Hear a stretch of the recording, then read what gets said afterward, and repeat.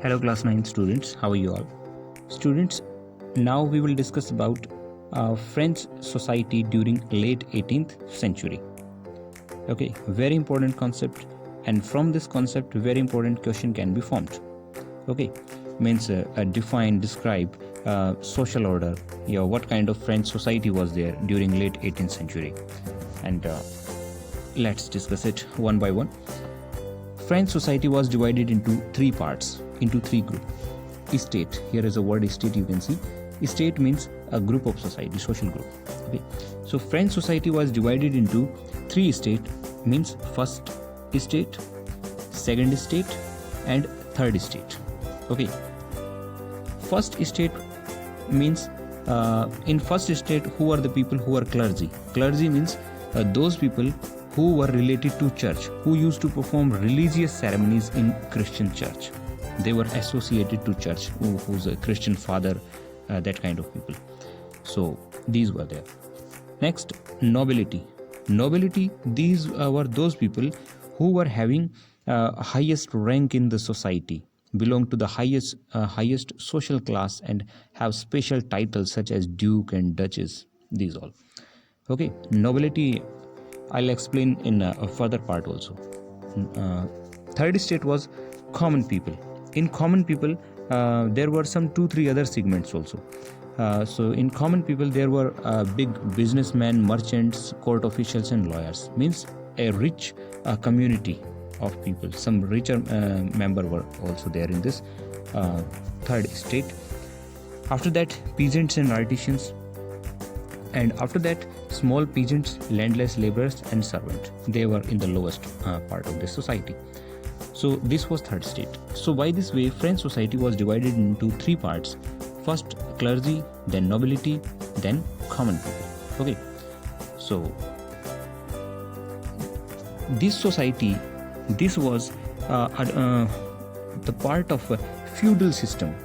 This feudal system was going on in that European society from ancient to medieval Europe. It was going on. If you want to trace its history, so you can trace it from Roman civilization. Okay, this feudal system, it was adopted by them with time to maintain their economic, political, and social order. Okay, if you trace the history of this word feudal system, feudalism, it is formed by the German word feud. It means part of land. Means part of land which is taken by any particular person, any rich member of any society, any lord, any chieftain, from the king. So king, who used to provide part of land to those people, to those lords, and these lords, they used to give their service.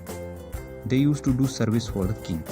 What they used to do, these lords, they used to collect tax from common people and used to give it to the king, and they used to maintain their army. Okay, and in the time they used to provide their army to king. So it is something like that, like there were Samanta's system was there in Indian society, as you have studied in class 7. Okay, so this was feudal system. Actually, this system was it was their economic, political, and social order was there. So in this feudal system, these three state society, three states were there. Like first one is clergy, in the top in this ranking, clergy. After that, nobility, and after that, common people were there. Right. After that, so who were these lords? These were a nobility. So I think you got what is the meaning of nobility. These nobility were those people who are in the second in this social order, second number, and these people who were under the king's service. Okay, used to take tax from common people, used to give to king, and used to provide different kind of services to the king. So these were nobility. Now let's discuss about some problems in this society and in this order. What was the problem? Actually, unequal resource distribution was there. Resources were not equally distributed in this society. There were peasants in that population. Peasants were 90%, but they were having very less amount of land. Actually 60% land was owned by noble and church, okay, and other richer member of third estate. So the largest population which was surviving on a very less amount of land, they have very less amount of resources for their survival, which was wrong. And special privileges, special rights means they don't have to pay any kind of tax. So these people were belonging to first estate and second estate. First estate and second estate, by birth they have different kind of special right in their social order, in their some other part. Means if you go through the French history properly, so in dress code also, in food also, you will find many kind of rules. They special dresses, special foods can be eaten by, can be adopted by these first two communities. So these were there.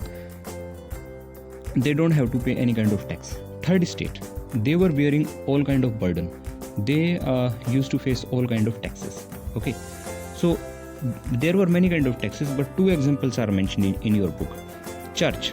To church, these third estate people, they used to give a tax which was called tithe. Okay, this church used to collect this tax tithe from the peasants, and it was 1/10 of their agricultural produce. Second, it was a direct tax which was collected by the state. Its name was tithe. And on their day-to-day commodities like tobacco and all other uses of their daily use, material of daily use, on them also, and on their rituals, social rituals, they have to pay different kind of taxes. So these were the people who are bearing this all kind of burden. Okay, now let's discuss about next concept. This is struggle to survive. Actually, population of France that was rising in 23 million it was in 1715, and 28 million it was in 1789. Okay, population was increasing, right? But actually food grains and agricultural produce, it was not increasing according to this increasing population. So demand for food grains, it increased, but this agriculture production was not according to this. So what happened as a result? Price of bread rose rapidly. Okay, and one more thing, wages of workers, they also decreased. Actually they were fixed by the factory owners, but these fixed wages were not keep pace with the rise of price. Okay, so this all happened. Now workers, they had to bear a lot of prices. Gap between rich and poor, it widened. So this happened. Society was divided into two parts, rich and poor, and that gap was also increased. And later on, what happened in this particular 1789, drought and hail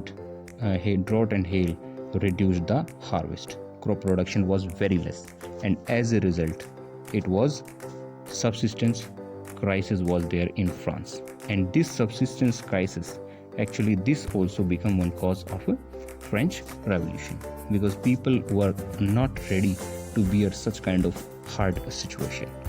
Okay, these hard conditions.